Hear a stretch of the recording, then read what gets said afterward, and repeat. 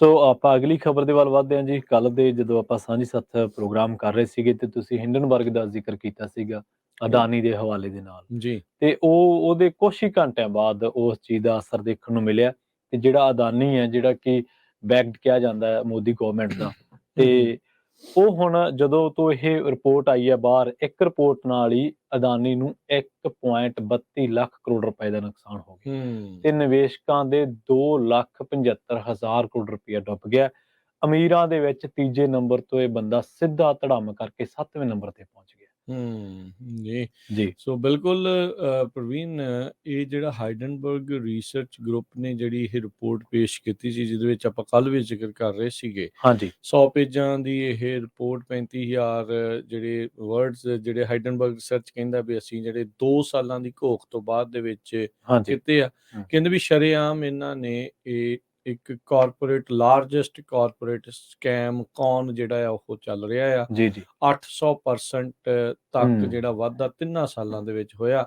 ਜਿਸ ਅਦਾਨੀ ਨੂੰ ਪਹਿਲਾਂ ਕੋਈ ਏਦਾਂ ਜਾਣਦਾ ਨਹੀਂ ਸੀਗਾ, ਹਾਂਜੀ ਹਾਂਜੀ ਉਹ ਅਚਾਨਕ ਦੁਨੀਆ ਦਾ ਤੀਜਾ ਸਭ ਤੋਂ ਅਮੀਰ ਇਨਸਾਨ ਜਿਹੜਾ ਉਹ ਬਣ ਜਾਂਦਾ ਆ ਤੇ ਇੰਟਰਵਿਊਆਂ 'ਚ ਜਾ ਕੇ ਕਹਿੰਦਾ ਆ ਵੀ hard work hard work hard work. ਹਾਂਜੀ ਪਰ ਕਹਿੰਦਾ ਵੀ ਆਪ ਤਾਂ ਚਲੋ ਉਹਨਾਂ ਨੇ ਕੀ ਕਰਨਾ, ਪਰ ਉਹ ਇਸ ਦੇ ਵਿੱਚ ਛਲ ਕਪਟ ਦੀ ਜਿਹੜੀ ਉਹਨਾਂ ਨੇ ਹਾਂਜੀ ਵਰਤੋਂ ਜਿਹੜੀ ਉਹ ਕੀਤੀ ਆ। ਇਹ ਹਾਈਡਨਬਰਗ ਰਿਸਰਚ ਦੀ ਰਿਪੋਰਟ ਇਹ ਦਾਅਵਾ ਕਰਦੀ, ਉਹ ਕਹਿੰਦੇ ਵੀ 80 ਤੋਂ ਵੱਧ ਅਸੀਂ ਤੁਹਾਨੂੰ ਡਾਇਰੈਕਟ ਸਵਾਲ ਪੁੱਛੇ ਆ, ਉਹਨਾਂ ਸਵਾਲਾਂ ਦੇ ਜਵਾਬ ਦਿਓ, ਪਰ ਉਹ ਸਵਾਲਾਂ ਦੇ ਜਵਾਬ ਦੇਣ ਤੋਂ ਇਨਕਾਰੀ ਆ। ਦੇਖੋ ਇੱਥੇ ਇੱਕ ਚੀਜ਼ ਜਿਹੜੀ ਤੈਅ ਆ, ਜੀ ਸਾਹਮਣੇ ਆ, ਇਹ ਸਮਝ ਲੈਣੀ ਚਾਹੀਦੀ ਹੈ ਬਹੁਤ ਸਾਰੇ ਲੋਕਾਂ ਨੂੰ ਵੀ ਨਾਲ ਦੇ ਨਾਲ ਹੀ, ਹਾਂਜੀ ਚਾਹੇ ਮੋਦੀ ਤੁਹਾਡਾ ਕੋਈ ਵੀ ਆ, ਹਾਂਜੀ ਜਿਹੜਾ ਮਾਈ ਬਾਪ ਜਿੱਦਾਂ ਕਹਿ ਲਓ ਵੀ ਹਾਂ ਉਹਦੀ ਬਿਲਕੁਲ ਤੁਸੀਂ ਛਤਰ ਕੁਛ ਛਾਇਆ ਜਿਹੜੀ ਆ ਉਹ ਹਾਂਜੀ ਚੱਲ ਰਹੀ, ਹਾਂਜੀ ਚਾਹੇ ਉਹ ਇੱਕ ਦੂਜੇ ਨੂੰ ਜਿੱਦਾਂ ਵੀ ਕਰ ਰਹੇ ਆ। ਹੂੰ ਪਰ ਜਦੋਂ ਨਿਵੇਸ਼ਕਾਂ ਦੀ, ਜਦੋਂ ਡਾਲਰ ਦੀ, ਪੈਸੇ ਦੀ ਗੱਲ ਆਉਂਦੀ ਆ, ਹਾਂਜੀ ਲੋਕਾਂ ਦੇ ਲਈ ਫਿਰ ਉਹ ਤੋਂ ਵੱਡਾ ਕੋਈ ਮਾਈ ਬਾਪ ਨਹੀਂ। ਨਹੀਂ ਹੈਗਾ, ਸਹੀ ਬਿਲਕੁਲ ਇਹ ਉਹਨਾਂ ਨੂੰ ਜਦੋਂ ਲੱਗਾ ਯਾਰ ਇਹ ਕੰਪਨੀਆਂ ਦਾ ਪਤਾ ਨਹੀਂ ਬਾਅਦ ਦੇ ਵਿੱਚ ਫੇਲ ਹੀ ਨਾ ਹੋ ਜਾਣ, ਹਾਂਜੀ ਬਸ ਇਹ ਨਾ ਹੋਵੇ ਵੀ ਇਹਨਾਂ ਦਾ ਬਚਿਆ ਹੀ ਜਿਹੜਾ ਉਹ ਕੱਖ ਨਾ ਜਾਵੇ,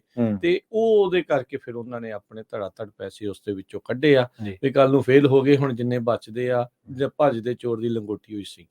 ਹੁਣ ਉਹ ਚੀਜ਼ ਜਿਹੜੀ ਹੋਈ ਹੈ, ਇਸੇ ਕਰਕੇ ਲਗਾਤਾਰ ਜਿਹੜਾ ਉਹ ਡਾਊਨ ਹੋਇਆ ਆ ਕਿਉਂਕਿ ਉੱਥੇ ਇੱਕ ਪ੍ਰਵੀਨ ਨੇ ਬਣ ਚੁੱਕਾ ਆ ਜੀ ਜੀ ਵੀ ਕੋਈ ਤੁਹਾਨੂੰ ਸਵਾਲ ਕਰੇ ਉਹਦਾ ਜਵਾਬ ਨਹੀਂ ਦੇਣਾ, ਜੀ ਅਸੀਂ ਅੱਗੋਂ 2 ਸਵਾਲ ਹੋਰ ਹੋਰ ਦੇਣੇ। ਕਰਨੇ ਇਹ ਹੈਗੇ ਬਿਲਕੁਲ। ਇਹ ਜਿਹੜੀ ਰਿਸਰਚ ਕਰਕੇ ਉਹਨਾਂ ਨੂੰ ਸਵਾਲ ਪੁੱਛੇ ਗਏ ਆ ਵੀ ਤੁਹਾਡੇ ਜਿਹੜੇ ਜਰਨਲਿਸਟ ਆ ਭਾਈ ਉਹ ਗਾਇਬ ਕਿਉਂ ਹੋ ਗਏ, ਜਿਹੜੇ ਧਰਤੀ ਰਿਪੋਰਟਿੰਗ ਕਰਦੇ ਸੀ, ਜਾਂ ਤੁਹਾਡੇ ਸਟਾਕਸ ਦੇ ਬਾਰੇ ਉਹ ਦੱਸਦੇ ਸੀਗੇ ਵੀ ਇਹਦੇ ਵਿੱਚ ਇਹ ਚੀਜ਼ ਹੋ ਸਕਦੀ ਹੈ, ਏਦਾਂ ਆ, ਉਹ ਕਿੱਧਰ ਗਏ? ਉਹ ਕਈ ਮਰ ਗਏ, ਕਈ ਜਿਹੜੇ ਆ ਉਹ ਲਾਪਤਾ ਹੋ ਗਏ, ਅਲੋਪ ਹੋ ਗਏ। ਤੇ ਹਮੇਸ਼ਾ ਹੀ ਪੋਜ਼ਿਟਿਵ ਖਬਰ ਹੀ ਜਿਹੜੀ ਆ ਇਹਨਾਂ ਦੀ ਜਿਹੜੀ ਆਉਂਦੀ ਆ।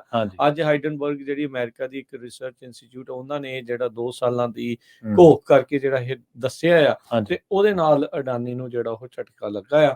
ਮੋਦੀ ਦੇਖੋ ਆਪ BBC ਦੀ ਜਿਹੜੀ ਰਿਪੋਰਟਾਂ ਕਰਕੇ, ਡਾਕੂਮੈਂਟਰੀ ਕਰਕੇ ਉਹ ਸਵਾਲਾਂ ਦੇ ਕਟਹਿਰੇ 'ਚ ਆ, ਤੇ ਇਹ ਅਡਾਨੀ ਵੀ ਜਿਹੜਾ ਉਹ ਇਸ ਟਾਈਮ ਆਇਆ। ਸੋ ਇੱਥੇ ਇਹ ਹੁੰਦਾ ਆ ਵੀ ਤੁਸੀਂ ਧੱਕੇ ਦੇ ਜ਼ੋਰ ਦੇ ਨਾਲ ਥੋੜਾ ਚਿਰ ਤਾਂ ਅੱਗੇ ਲੰਘ ਸਕਦੇ ਆ, ਪਰ ਜਿਹੜਾ ਸਮਾਂ ਉਹ ਬਹੁਤ ਬਲਵਾਨ, ਤੇ ਉਹ ਤੁਹਾਨੂੰ ਜਿਹੜਾ ਦੁੱਧ ਤੇ ਪਾਣੀ ਦਾ ਪਾਣੀ ਕਰ ਜਾਂਦਾ ਆ। ਹਾਲ ਦੀ ਘੜੀ ਤਾਂ ਦੇਖੋ ਇਹ ਇਸ ਨੂੰ ਕਰ ਰਹੇ ਆ, ਹੁਣ ਮੈਨੇਜ ਕਰ ਸਕਣਗੇ ਕਿ ਨਹੀਂ, ਪਰ ਇਹ ਆ ਵੀ ਦੇਖੋ ਕਿੱਦਾਂ, ਮਤਲਬ ਜਿੱਦਾਂ ਕਹਿੰਦੇ ਹੁੰਦੇ ਆ ਵੀ ਖੇਤ ਦੀ ਵਾੜ ਹੀ ਜਿਹੜੀ ਆ ਉਹ ਚੋਰਾਂ ਦੇ ਨਾਲ ਰਲੀ ਆ, ਤੇ ਉਹਨੇ ਲੋਕਾਂ ਨੂੰ ਤਾਂ ਕੀ ਬਚਾਉਣਾ ਆ। ਉਹ ਕਹਿੰਦੇ ਵੀ ਆਓ ਛਕੋ ਜੋ ਤੁਹਾਨੂੰ ਜਿਹੜਾ ਮਿਲਦਾ, ਲੋਕਾਂ ਦਾ ਖੂਨ ਪਸੀਨੇ ਦੀ ਕਮਾਈ ਆ, ਉਸ ਨੂੰ ਲੁੱਟ ਲਓ।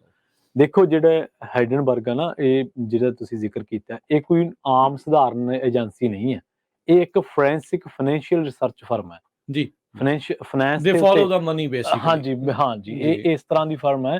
ਤੇ ਜਿਵੇਂ ਤੁਸੀਂ ਜ਼ਿਕਰ ਕੀਤਾ 2 ਸਾਲ ਹੋ ਗਏ, ਤਾਂ ਹੁਣ ਜਦੋਂ ਇਹਨਾਂ ਦੀ ਰਿਪੋਰਟ ਆਈ ਹੈ ਨਾ, ਤੇ ਰਿਪੋਰਟ ਦੇ ਵਿੱਚ 3 ਦਿਨਾਂ ਦੇ ਵਿੱਚ ਅਦਾਨੀ ਦੀ ਜਿਹੜੀ ਨੈਟਵਰਥ ਆ ਉਹ 10% ਡਿੱਗੀ ਹੈ। ਮਤਲਬ 10ਵਾਂ ਹਿੱਸਾ ਕਿਸੇ ਅੰਪਾਇਰ ਦੀ ਨੈਟਵਰਥ ਡਿੱਗ ਪੈਣੀ ਛੋਟੀ ਗੱਲ ਨਹੀਂ ਹੈ। ਹਾਂਜੀ ਇੱਕ ਵੈਸੇ ਤਾਂ ਫਿਲਮਾਂ ਦੇ ਵਿੱਚ ਬਹੁਤ ਸਾਰੀਆਂ ਚੀਜ਼ਾਂ ਸਕ੍ਰਿਪਟਡ ਹੁੰਦੀਆਂ ਨੇ, ਆਪਾਂ ਦੇਖਦੇ ਹਾਂ ਫਿਲਮਾਂ ਨੂੰ ਬਣਾਇਆ ਇਸ ਤਰੀਕੇ ਨਾਲ ਜਾਂਦਾ, ਪਰ ਇੱਕ ਬਾਲੀਵੁੱਡ ਮੂਵੀ ਹੈ ਦੀ ਬਿਗ ਬੁੱਲ, ਉਹਦੇ ਵਿੱਚ ਜ਼ਿਕਰ ਕੀਤਾ ਗਿਆ, ਦਿਖਾਇਆ ਗਿਆ ਵੀ ਕਿਵੇਂ ਜਿਹੜਾ ਬੰਦਾ ਸ਼ੇਅਰ ਮਾਰਕੀਟ ਦੇ ਵਿੱਚ ਇੱਕ ਵਾਰੀ ਉੱਠ ਖੜਦਾ, ਕਿਵੇਂ ਉਹ ਕੰਪਨੀਆਂ ਬਣਾ ਲੈਂਦਾ ਵਾ, ਆਪਣੀਆਂ ਹੀ ਖੜੀਆਂ ਕਰ ਲੈਂਦਾ, ਤੇ ਉਹਨਾਂ ਕੰਪਨੀਆਂ ਦੇ ਮੁੜ ਕੇ ਉਹ ਸ਼ੇਅਰ ਬਣਾਉਂਦਾ ਵਾ, ਤੇ ਉਸੇ ਸ਼ੇਅਰ ਨੂੰ ਫਿਰ ਉਹ ਕਿਵੇਂ ਉਹਨਾਂ ਦੇ ਨਾਲ ਗੇਮ ਖੇਡਦਾ ਕਿ ਕਿਹਨੂੰ ਥੱਲੇ ਲੈ ਕੇ ਜਾਣਾ, ਕਿਹਨੂੰ ਉੱਪਰ ਲੈ ਕੇ ਜਾਣਾ।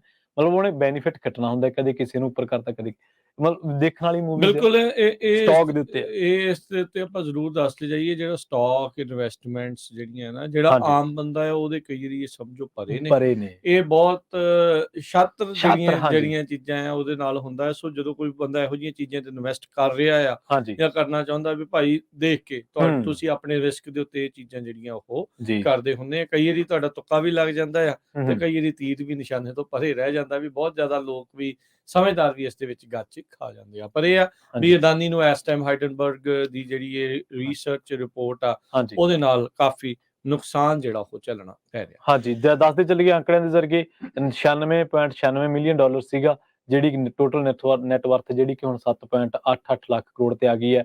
ਅਡਾਨੀ ਐਂਟਰਪ੍ਰਾਈਜ਼ਸ ਦਾ ਜਿਹੜਾ 20,000 ਕਰੋੜ ਰੁਪਏ ਦਾ ਫੋਲੋ ਔਨ ਪਬਲਿਕ ਆਫਰ ਖੁੱਲਿਆ ਸੀਗਾ, ਇਹਦਾ ਪ੍ਰਾਈਸ ਬੈਂਡ ਸੀਗਾ 3,112, ਇਹ ਹੁਣ 3,000 ਘਟ ਕੇ 3,000 ਤੋਂ ਵੀ ਘਟ ਗਿਆ। ਇਸ ਤਰ੍ਹਾਂ ਫੋਰਬਸ ਦੀ ਅਮੀਰਾਂ ਦੀ ਲਿਸਟ ਦੇ ਵਿੱਚ ਅਦਾਨੀ ਗਰੁੱਪ ਜਿਹੜਾ ਸੀਗਾ, ਗੌਤਮ ਅਡਾਨੀ ਚੌਥੇ ਨੰਬਰ ਤੋਂ ਖਿਸਕ ਕੇ ਹੁਣ 7ਵੇਂ ਤੇ ਆ ਡਿੱਗੇ ਹੈ। ਤੇ ਇਹ ਜਿਹੜੀ ਨੈਟਵਰਥ ਆ ਜਿਵੇਂ 7 ਕਰੋੜ 96 ਬਿਲੀਅਨ ਡਾਲਰ ਯਾਨੀ ਕਿ 7.88 ਕਰੋੜ ਹੀ ਰਹਿ ਗਈ ਹੈ, ਜਿਹੜੀ ਕਿ 9.20 ਲੱਖ ਕਰੋੜ ਸੀ। ਜੀ।